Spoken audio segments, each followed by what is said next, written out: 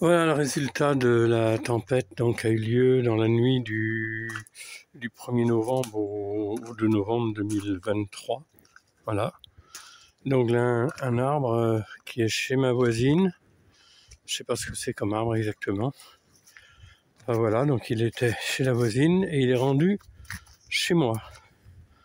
Donc voilà, on voit la racine de l'autre côté qui s'est soulevée. Voilà. On voit l'arbre ici qui est couché donc aux 3/4, on peut dire, ouais. Aux 3/4, ben, il est rendu chez moi. Et là, il faut savoir que normalement, à cet endroit-là précis, eh bien, j'ai le camping-car et la voiture qui sont garés là, toujours, en général, puisque voilà, c'est le parking pour mes véhicules. Et ils sont garés là, toujours. Et ben, j'ai eu le nez fin, c'est le moins que je puisse dire, parce qu'en fait, hier, avant la tempête, ils en avaient parlé à la radio qu'elle serait assez forte. Donc, ce que j'ai fait, j'ai garé ma voiture, ici, là, qu'on voit, et le camping-car, eh bien, je les ai garés au bord de la route, en dehors de mon terrain. Heureusement, parce que disons que si j'avais pas fait ça, eh bien, ce matin, je me retrouvais avec un camping-car écrabouillé et une voiture écrabouillée également, parce que quand on voit les troncs, la taille des troncs, hein, je sais pas si on peut le voir là, la taille des troncs, eh bien, tout ça, là précisément où je suis, c'est la place de la voiture. Et là, où on voit toutes les grosses branches, ben, c'est la place du camping-car. Alors, quand on sait qu'après que c'est compliqué avec les assurances, et puis pareil, ma voiture, elle a 18 ans, mais elle est en parfait état, elle a 120 000 km. Quand on la voit 18 ans, 120 000 km, elle roule très très bien. Eh bien, si elle avait été écrabouillée, qu'est-ce que l'assurance m'en aurait donné? Rien du tout. Rien du tout. Pareil pour le camping-car, il a 12 ans, il a 120, 125 000 km. Il est en super état. Eh bien, au niveau de l'assurance, j'aurais eu des clopinettes, parce qu'on m'a dit, bah oui, il y a la, comment dire, comment on appelle ça, enfin, l'ancienneté, tout ça, enfin bref. Donc, là, je regarde. Alors, la ligne téléphonique, ben, il y avait une ligne téléphonique qui passait là, qui allait jusqu'à ma maison qui est derrière. Ben, la ligne téléphonique était explosée, bien sûr. Hein. Alors, vous savez, normalement, quand je suis au portail, parce que je suis au portail, eh bien, quand on est au portail, on voit bien la maison, quoi. On la voit vraiment bien. Ben, là, maintenant, on a quoi? Un tas de branches, un tas de... Puis alors, il va falloir que je me ferai un passage là-dedans, parce que pour rentrer chez moi, ben, je suis obligé de me mettre à 4 pattes, de passer là-dessous. Vous voyez, il faut passer en dessous pour rentrer à la maison. Il faut foutre à 4 pattes, enfin bref, c'est très confortable. Alors, je pense que quand même, en attendant que l'expert vienne, je vais peut-être, comment dire,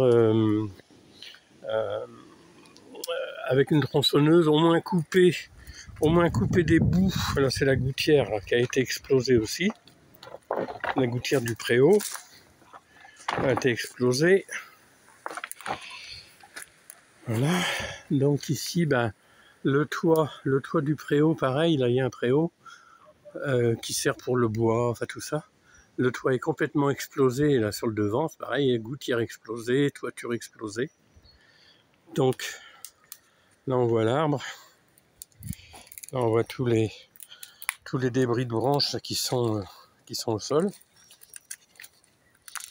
Voilà. Donc ici, et là on a par terre le fil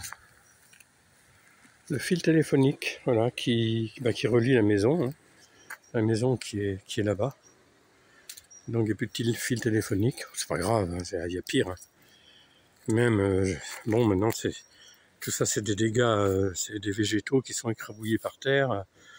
Alors, il va y avoir du travail de tronçonnage, enfin bref, il y aura du boulot à faire à dégager tout ça, ça va pas se faire en 5 minutes.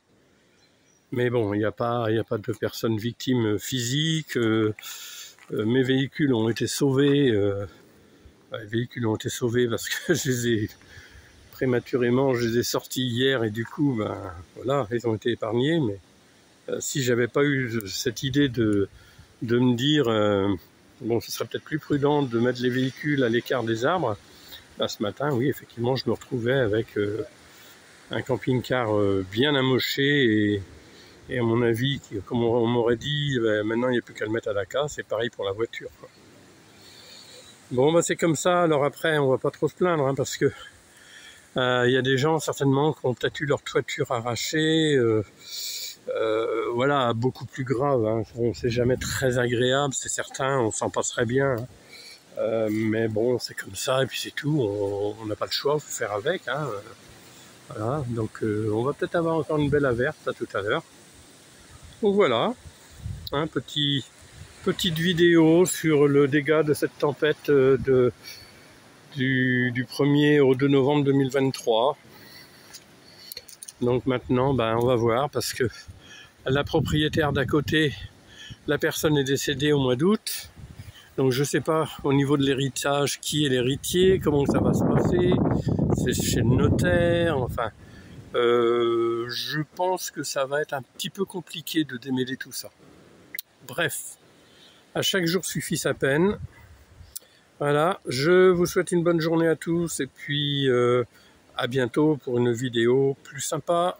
Demain je fais mon pain, donc on devrait faire une petite vidéo sur, je vous l'ai déjà dit d'ailleurs dans la vidéo précédente, avec le pain, le pétrissage, tout ça. On va essayer de faire un truc cool et sympa. Et on va oublier tout ça. Allez, bonne fin de journée à vous. Bye bye.